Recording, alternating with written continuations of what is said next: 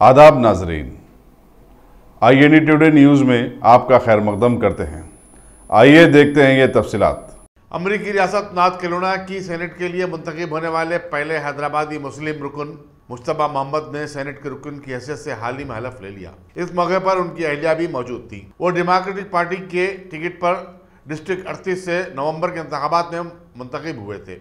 America के छोटे छोटे शहरों और कस्बों के मेयर की हैसियत से अब तक कई मुस्लिम और हैदराबादी मुंतखब हो चुके हैं, लेकिन ये पहली मरतबा है कि एक हैदराबादी मुस्लिम रियासती सेनेट के रुकन की हैसियत से मुंतखब हुआ है। मुश्तबा पेशे के एतबार से वकील हैं, लेकिन उन्होंने मकामी अवाम के असरार पर सियासत में दाखिला लिया और इंतखाब भी जीता है। याद रहे कि अमरीकी कांग्रेस के लिए नवंबर में पहली मरतबा 2 मुस्लिम खवातीन का भी इंतखाब अमल में आया है। अगर आपने हमारे चैनल को सब्सक्राइब नहीं किया है तो आपको यहाँ सब्सक्राइब बटन दिख रहा है, उसे क्लिक करिए और सब्सक्राइब कीजिए और साथ ही साथ बेल आइकॉन को भी क्लिक करिएगा, जिससे कि आपको ताज़ा अपडेट मिलते रहें।